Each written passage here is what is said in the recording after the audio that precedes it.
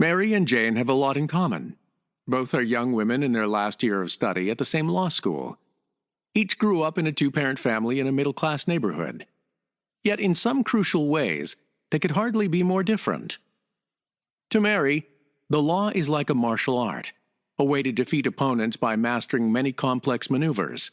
She chose law as a career because she wanted to make a lot of money, and with that aim in mind, she's mainly studied the more lucrative legal specialties such as corporate law and litigation. To achieve her career goals, Mary has made a point of skillfully ingratiating herself to certain influential professors. By applying just the right amount of flattery, she hopes to make the connection she needs for a good position after completing her degree. Jane's approach to the law is much more idealistic.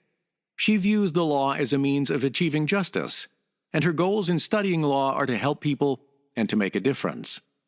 She's trying to decide whether to work in the criminal justice system as a prosecutor or public defender, or to work for a not-for-profit organization. Jane has had some contact with her professors, chiefly when she's asked them to explain some of the finer points of the law. She tries to be pleasant and polite with her professors, but she would be uncomfortable trying to curry favor with them. Mary and Jane are both single, but both plan to marry someday. For Mary, any prospective husband must hold some prestigious position in society. For Jane, these considerations of money and status don't really matter. She's much more concerned with finding a man she can love. As with Mary and Jane, Bill and Dave are similar in some ways. They're both middle-aged men and both own small automobile repair shops in towns just an hour's drive apart. But again, in some ways, they're opposites of each other. Bill and Dave have entirely different outlooks on how to run a business. Bill's motto could be summed up as, "Let the buyer beware." When customers come to his shop, he'll often recommend repairs that aren't really necessary, and he'll often save money by substituting lower-quality parts for those that are intended for a given vehicle. Often, if Bill judges that a customer will take the deal, he offers to do the work for cash, so that no receipts are kept and no taxes are paid. Dave, by contrast, never deceives his customers or the tax authorities. He recommends only the repairs that are really required, which often means that his customers have less repair work done than they thought they would need. The parts he uses are always stated on the invoice to the customer.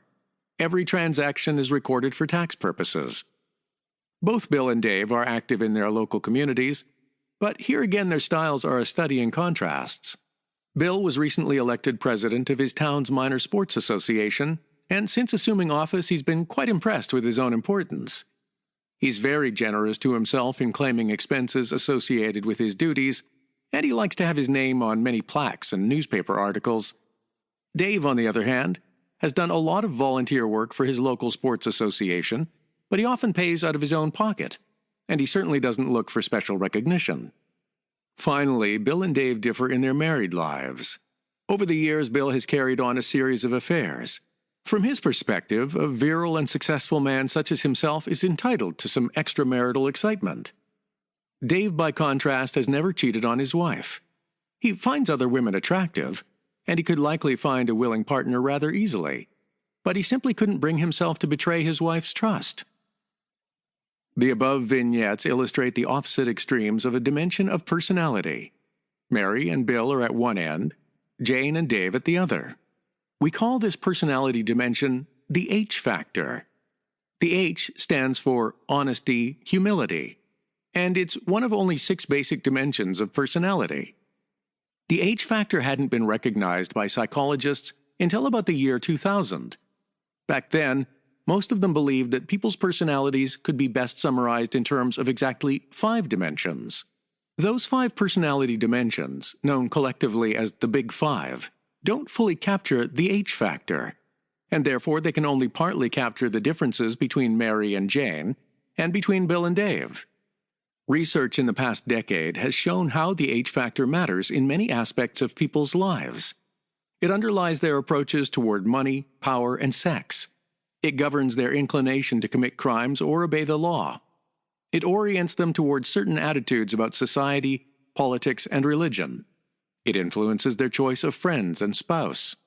Considering the importance of the H factor, you might wonder why it had gone missing for such a long time, and how psychologists finally did recognize it as one of the basic dimensions of personality.